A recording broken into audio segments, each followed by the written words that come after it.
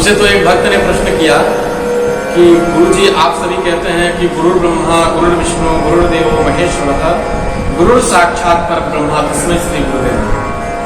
तो क्या आप सभी लोग बोलते हैं कि ब्रह्मा और विष्णु से भी महेश परब्रह्म गुरु और गुरु का महत्व जो है ब्रह्मा विष्णु और महेश से भी उत्तम है, क्योंकि आप ही लोगों ने कहा है, आप ही के शास्त्रों ने कहा है कि गुरु ब्रह्मा गुरु विष्णु गुरुदेव महेश्वर गुरु साक्षात पर ब्रह्मा तस्मै श्री गुरुदेव। तो क्या जब साक्षात पर ब्रह्म गुरु है तो क्या ब्रह्मा और विष्णु की पूजा करना उत्तम रहेगा? और अगर उत्तम है तो क्या ब्रह्मा और विष्णु महेश को बनाया क्यों? फिर उन लोगों को वो गद्दी या फिर उन लोगों को वो पदवी मिली क्यों?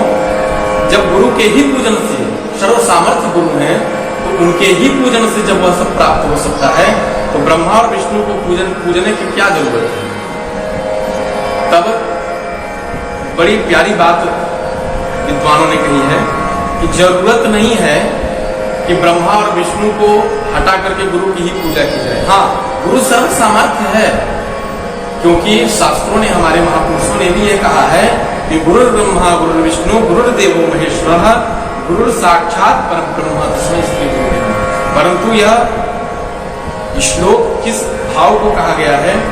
जैसे मैं ब्रह्मा बन करके करता हो तुम, विष्णु बन के भरता हो तुम, शिव शंकर वन संहार हो। क्या कहते हैं कि ब्रह्मा ने सृष्टि को बनाया और पालन करता कौन है? श्री नारायण है, जो भगवान कृष्ण है। और जो भगवान भोलेनाथ हैं वो संसारियों का संहार करते हैं। तो ठीक गुरु, अगर उसकी जगह गुरु की वंदना की जाती है तो गुरु ब्रह्मा, तो ब्रह्मा से अगर तुलना की जाए गुरु की, तो जिस सृष्टि का ब्रह्मा ने रचना किया है, तो जब आपको गुरु दीक्षा दी जाती है तो गुरु ब्रह्मा कहने का अर्थ यह है कि आपके अंदर एक सद्गुण सृष्टि की रचना हो रही है, जो वो गुरु रचना कर रहा है, इसलिए वो ब्रह्मा है आपके लिए, क्योंकि आपके अंदर एक अच्छाई की, एक सद्गुण की रचना कर रहा है, इसलिए वह सद्गुरु आपके लिए क्या है? ब्रह्मा है। ब्रह्मा गुरु ब्रह्मा। अब विष्णु क्यों है? गुरु ब्रह्मा गुरु विष्णु। विष्णु क्या है? पालन करता है। आपके जितने भी अनैतिक कार्य रहेंगे, गलत कार्य रहेंगे, और आप सही मार्ग पे चल रहे हैं कि नहीं चल रहे हैं, इसका वह अपने सानिध्य में तुम्हें रख करके अपनी छत्र छाया में उसका पालन करेंगे, इसलिए वो विष्णु है। और शंकर क्यों है? शंकर संहारक देवता है। तो जो आपके अंदर मोह माया मात्सर्य, लोगों के प्रति ईर्ष्या, ये सारी चीजों का क्या करेंगे? विनाश करेंगे, संहार करेंगे। तो इसलिए संहारक देवता भगवान भोलेनाथ को माना गया है। इसलिए गुरु को, आपके अंदर जितने दुर्गुण हैं उन दुर्गुणों को दूर करने के जो सर्व सामर्थ्य सद्गुरुदेव भगवान में है, इसलिए उस गुण के तत्व को जान करके शास्त्रों ने सद्गुरुदेव को क्या कहा है? रुद्र कहा है। गुरु ब्रह्मा गुरु विष्णु गुरुदेव महेश्वर, भगवान शिव की उपाधि दी है। लेकिन इससे भी ऊपर मोक्ष की प्राप्ति करा सकता है सद्गुरुदेव भगवान की कृपा, इसलिए क्या कहते हैं? गुरु साक्षात परब्रह्मा तस्मै श्री गुरुदेव। गुरु साक्षात परब्रह्म है, इसलिए गुरु की वंदना अति आवश्यक है। और जितने लोगों ने गुरु दीक्षा ले ली उन्हें तो अपने गुरु मंत्र का सच्ची निष्ठा से, भाव से जप करना चाहिए, गुरु का स्मरण करना चाहिए, गुरु का ध्यान करना चाहिए, जिससे कि जीवन सार्थक हो सके। आज के समय में तो संध्या वंदन करना तक मुश्किल हो गया है लोगों को। सूर्य भगवान को एक लोटा जल देना मुश्किल हो गया, इतनी व्यस्तता बढ़ गई है। व्यस्तता के चक्कर में शास्त्रों को कुमार्ग पर ले जाने का एक रास्ता बना लिया है लोगों ने। हम तो कहेंगे कि ब्राह्मणों को अति आवश्यक है आज के दिन में संध्या करना, क्योंकि ब्रह्म गायत्री जो है ब्राह्मणों के लिए, एक गायत्री ही एक ऐसा उपासना है, एक ऐसा मंत्र है जो ज्वाला के समान है।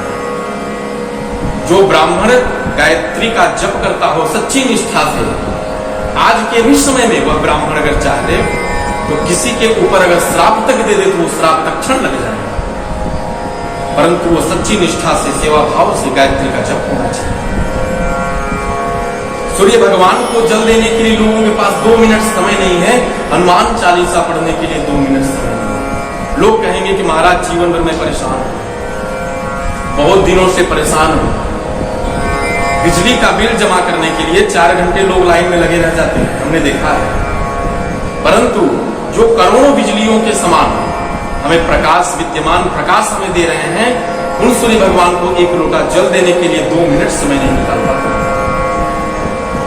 बुझाई करवाने के लिए लोग, डॉक्टरी करवाने के लिए लोग 5 घंटे तक व्यस्तता दिखा देंगे, 5 घंटे हॉस्पिटल में लाइन लगा देंगे, 5 घंटे कहीं भूत प्रेत को झड़वाने के लिए लाइन लगा देंगे। परंतु अगर उन्हें कह दिया जाए कि 2 मिनट लगेगा हनुमान चालीसा पढ़ लीजिए, तो उन लोगों के पास बिल्कुल समय नहीं है कि वो हनुमान चालीसा पढ़ सके। हनुमान चालीसा में तो यहां तक गोस्वामी तुलसीदास जी महाराज ने लिखा है कि जो यह पढ़े हनुमान चालीसा वो सिद्ध साखी होगी। जो यह हनुमान चालीसा का पाठ करता है, और हाँ, एक बड़ी प्यारी बात इसमें यह भी है कि इसमें किसी स्त्री या पुरुष का वर्णन नहीं है, कोई भी पढ़ सकता है। जो यह पढ़े हनुमान, इसमें यह नहीं लिखा गया है कि लड़का पढ़े कि लड़की पढ़े, बुढ़ा पढ़े कि बुढ़िया पढ़े। कुछ लोग कहते हैं कि जब बुढ़ापा आएगा तब तो कथा करा लेंगे, तब तीर्थ धाम घूम लेंगे। बुढ़ापे का कोई ठिकाना नहीं है, उम्र बीतते जा रही है। तो जो यह पढ़े हनुमान चालीसा, कोई भी पढ़ सकता है। वो ये सिद्ध साखी गौरीशा, इसके साक्षी कौन है? यह सिद्ध हो जाएगा। हनुमान चालीसा पढ़ो, सर्व कामना सिद्ध होगी। इसके साक्षी कौन है? गौरीशा, गौरीपति भगवान, भूत भावन भोलेनाथ साक्षात इसके साक्षी है। ओ ये सिद्ध साखी गौरीशा। तुलसीदास सदा हरिचेरा कीजे नाथ हृदय मम डेरा। भगवान के चरणों को अपने हृदय पटल पर विराजमान रखिए।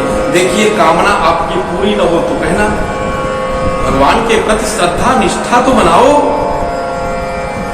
गायत्री जप करो, प्रतिदिन उपासना करो, अपने इष्ट की पूजा करो, माता पिता की सेवा करो, अतिथि का सत्कार करो।